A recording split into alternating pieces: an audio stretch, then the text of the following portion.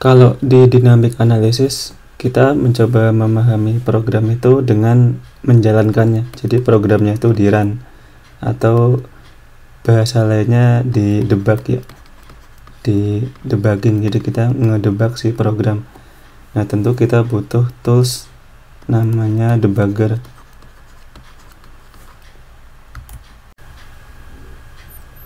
Bedanya dengan debugging biasa adalah karena di sini kita dihadapkan sama binary, kita nggak punya source code-nya, maka debugging kita adalah assembly level ya.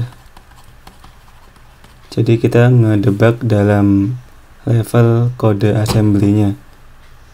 Nah, tools yang bisa kita pakai ya, kita bisa pakai IDA juga. Di IDA ada debuggernya. Atau yang lebih banyak dipakai mungkin ada namanya GDB ya, yang bawahnya Linux, GNU debugger. Proses debugging assembly level ini ngapain? Jadi kita misalkan punya kayak gini, nah kita nanti akan memasang ada yang namanya misalkan di sini kita pasang ada yang namanya breakpoint ya, breakpoint. Jadi nanti ketika program itu sampai ke alamat instruksi ini, program akan di pause. Nah, ketika program di pause itu oleh si debugger, kita bisa memeriksa isi misalnya register atau isi alamat memori ya. Jadi kita bisa lihat isi dari setiap variabel yang ada di dalam program atau ada di memori. Kita coba-coba dulu debugging pakai debuggernya IDA. Jadi konsepnya gini, si IDA kan dia sebagai ini disassemblernya ya, ini si IDA. Nah, nanti ada proses ini namanya, ini debuggernya, debugger atau servernya, server debugger. Nah, nanti si IDA itu akan mengkontak server ini. Nah, ini karena IDA-nya kan jalan di atas Windows ya. Sementara debugger kita mendebug aplikasi Linux, executable Linux, maka di sini dia akan istilahnya remote debugging. Jadi remote debugging dari IDA yang basisnya Windows ke server debugger yang basisnya Linux. Si IDA ini udah punya banyak server debuggernya, bisa dicek di foldernya ya. Jadi ini kan di dalam wine, jadi wine dari fc program files IDA ada di folder dbg srv. Nah, ini bisa kita lihat ada apa saja di dalamnya. Nah, ini ada banyak nih, ada Android server, ARM Linux server, Linux server. Nah, kita kalau ini tergantung kita mau ngedebug apa gitu. Kalau kita mau ngedebug aplikasi Linux, maka kita pilih yang ini untuk 32 bit atau yang ini untuk 64 bit. Kalau misalnya kita ingin mendebug aplikasi Mac, maka kita bisa pilih dua ini. Ini kalau untuk Windows, ini kalau untuk Linux yang arsitektur ARM seperti itu. Jadi sudah tersedia server debugger dari IDA-nya, ada di folder ini dbg srv ini. Misal kita mau ngedebug yang sebelumnya, executable yang pada materi sebelumnya, yang misalkan yang reversing 4 ya, dia kan executable 64 bit, maka kita run server yang ini, jalankan yang x64. Nah, maka dia akan ini listening on port sekian. Nanti si IDA kita arahkan ke port sekian juga. Jadi ini file reversing 4 tadi sudah dibuka di IDA. Nah, di sini kita bisa pasang tadi yang namanya breakpoint ya. Jadi misalkan kita ingin pause si program setelah misalkan apa? Setelah scanf, setelah dia menerima input. Kita bisa klik di sini. Nah, dia jadi merah ya, artinya ini adalah suatu breakpoint. Setelah kita pasang breakpoint, kita bisa lakukan proses debuggingnya. Jadi kita ada menu debugger, select debugger. Ini ada, nah ini remote Linux debugger. Nah, ini remote walaupun sama-sama di satu komputer, tapi tetap dianggap sebagai remote Linux debugger. Oke. kemudian debugger start proses. Nah, ini ada beberapa warning, silahkan dibaca. Ini artinya hati-hati menjalankan program yang belum kita kenal, karena biasanya untuk mendebug malware ya. Kita yes. Oke. Nah, ini hostname-nya adalah karena servernya satu komputer, kita bisa isikan alamat localhost ya, 127.0.1. Oke. Input file missing. Oke, nanti dia akan mengcopy file reversingnya ke folder debuggingnya dia. Ini yes aja. Nah, maka kita akan dibawa ke tampilan ini. Ini tampilan debuggingnya IDA. Tapi ini kayak nggak ngapa-ngapain ya. Nah, kita cek di terminal tadi. Oh, ternyata dia menunggu input kita. Jadi input masukkan password tadi tetap munculnya di terminal server debuggernya ya. Kita masukkan di sini. Misalnya testing, enter. Nah, ini kita no aja. Nah, maka apa? Sekarang IDA akan membawa kita ke breakpoint kita ya. Breakpoint tadi setelah scanf kan. Nah, di sini nih. Kita sekarang sudah kena ke breakpoint pertama kita. Bisa kita lihat dulu di sini ada apa aja. Jadi ini listing disassembly-nya. Ini adalah registers ya. Jadi semua register isinya seperti apa ada di sini. RAX, RBX gitu. Ini karena 64 bit maka R ya registernya. Kemudian di sampingnya ini ada deretan flag, CPU flag, ada zero flag, sign flag, overflow flag, dan macam-macam. Kemudian di bawah ada hex view. Ini apa? Seperti hex view-nya yang ada yang tampilan disassembly. Kemudian ini adalah stack. Ini apa?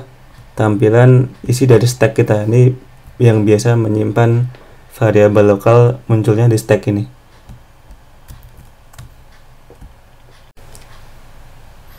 Di atas ada banyak tombol ya. Yang ini adalah tombol continue.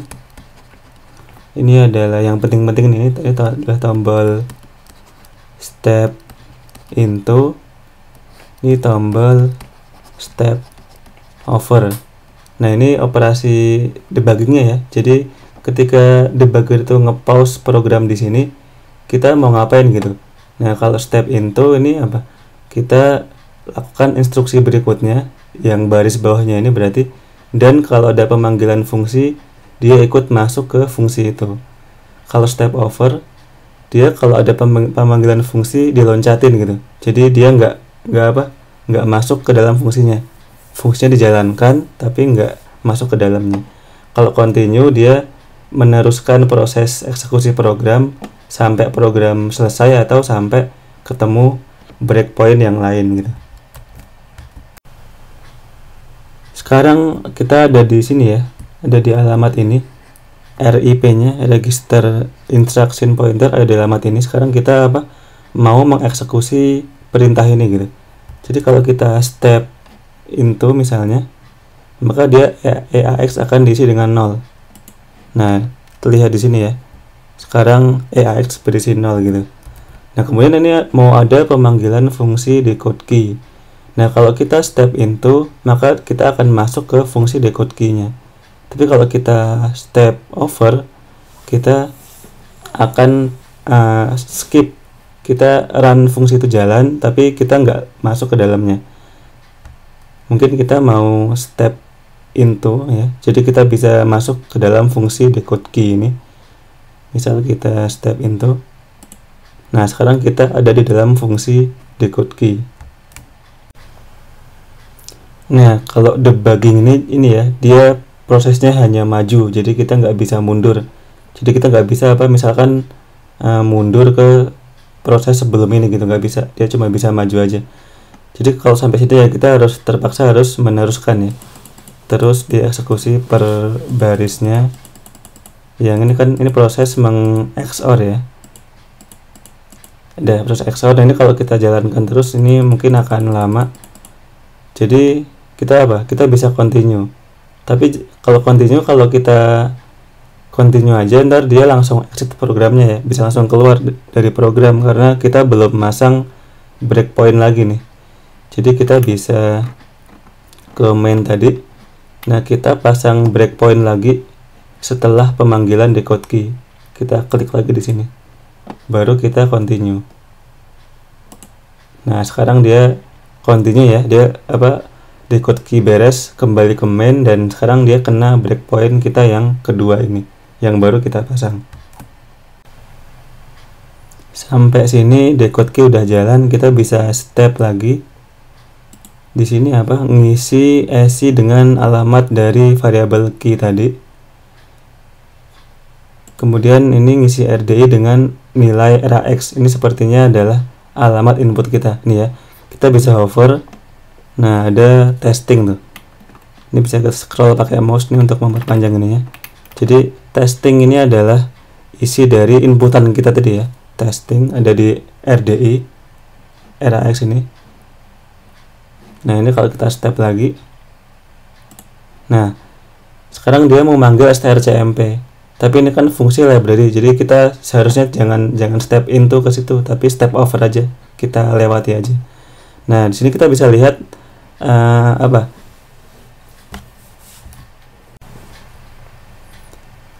variabel apa aja yang dibandingkan oleh strcmp ya. Jadi parameter S1, S2, 2 string yang dibandingkan tuh masuknya di RDI dan RSI nih. Jadi RDI ada apa nih? Di RDI ada testing ya, inputan kita. Di RSI ada key. Jadi kita bisa hover juga di sini ya. Nah, ini RAX, RDI ini testing, yang sedangkan key-nya apa? Nah, YB, security, IPB gitu. Yang pertama tidak ditampilkan hurufnya. Tapi jadi di sini jelas ya, kita sekarang bisa lihat bahwa string testing kita di strcmp dengan string itu cyber security IPB itu. Ya, kita bisa nyimpulin bahwa string yang benar harusnya adalah ini, cyber security IPB. Nah, ini kalau kita step over, nah strcmp kan hasilnya tidak sama ya, maka harusnya dia akan jump ke pesan yang salah. Ada panah hijau nih, dia akan jump ke pesan yang salah. Kemudian di puts dia mencetak string salah itu. Ya, kita bisa continue aja, ini sepertinya udah akhir dari program ya. Kita continue. Nah, maka di sini keluar pesan salah dan kita dikembalikan ke tampilan IDA yang sebelum debugging. Jadi tadi itu sekilas tentang debugging. Kita bisa mulai lagi ya, debugger start lagi. Nah, ini kita oke lagi seperti tadi. Nah, kembali ke sini. Di sini dia minta input lagi ya. Silakan input yang benar.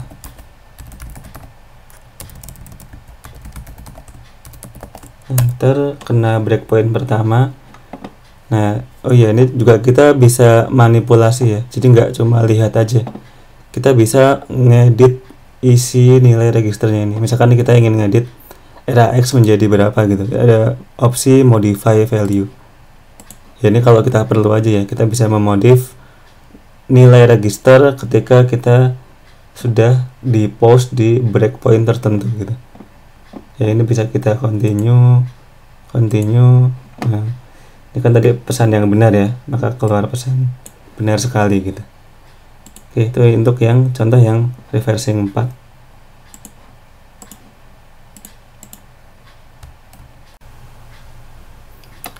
Kita sekarang coba bisa yang reversing 3 ya. Itu kan binary 32 bit. Kita coba buka yang reversing 3.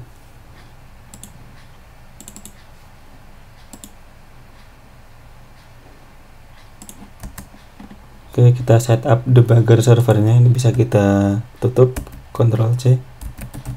Kita start yang Linux server. Ini yang 32 bit. Nah, dia listening lagi. Nah, di sini kita bisa mulai proses debuggingnya. Nah, kita mau masang breakpointnya di mana nih? Nah, ini memang nggak mudah ya. Kita menentukan mau masang breakpoint di mana. Kita tetap harus melakukan static analysis dulu. Kira-kira tempat mana yang paling potensial mau kita pasang breakpoint. Ya kalau kita bingung kita bisa pasang breakpoint di paling awal, cuma nanti kita perlu step yang agak panjang ya.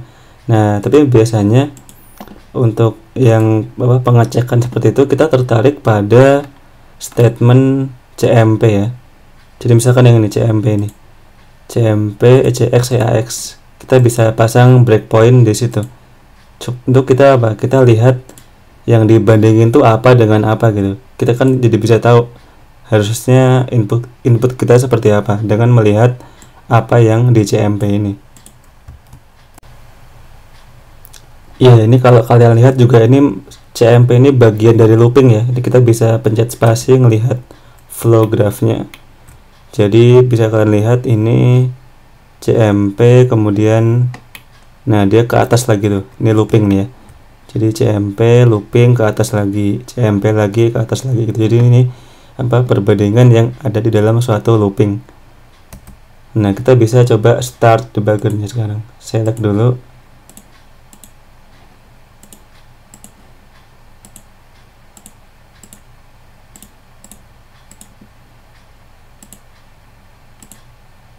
Oke, debugger mulai, kita cek di sini.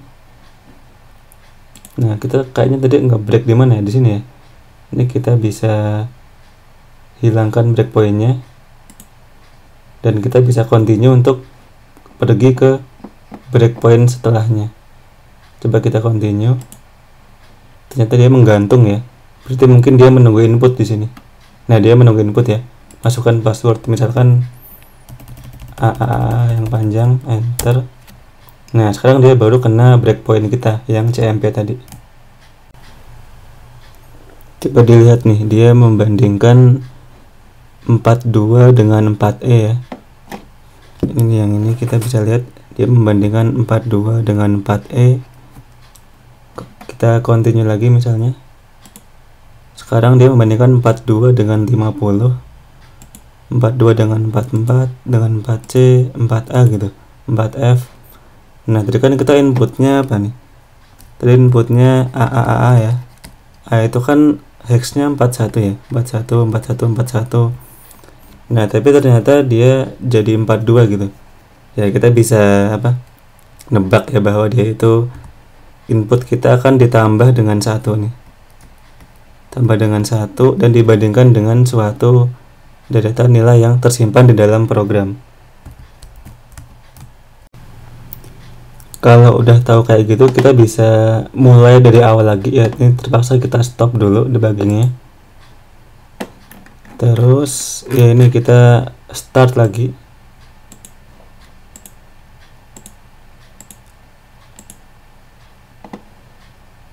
Nah dia menunggu input, kita masukkan lagi. Nah dia 4E ya, kita bisa catat nih nilai berapa aja yang dia bandingkan itu. Misalkan 4E, kemudian kita continue, atau kalau mau sabar kita bisa step-step terus ya, tapi ini lama. Kita continue aja, karena dia looping dia bakal kena breakpoint lagi nih. Kemudian 50, kemudian 44 ya, dan seterusnya ya, dan seterusnya. Nanti input kita ditambah 1 harus sama dengan ini, maka ini nanti ini dikurangi 1 ya, kurang 1 kurang 1 kurang 1 gitu. Nah nanti itu adalah deretan hexa yang memberikan string password yang valid. Ya ini udah kita bahas secara static analysis di materi yang sebelumnya. Oke, itu contoh debugging ya, dynamic analysis. Ya yang jelas ini mungkin lebih sulit daripada tadi ya, tergantung kasusnya ya, karena kita harus benar-benar memahami ini kode assembly ini untuk tadi menentukan kapan kita, dimana kita masang breakpoint yang tepat gitu, dan nilai register mana yang harus kita periksa. Jadi kita ya ini campuran ya, kita harus tahu static analisisnya dari assembly ini, dan juga nilai-nilai registernya perubahannya gimana ketika dia sudah kita running dan kita pause di dalam debugger.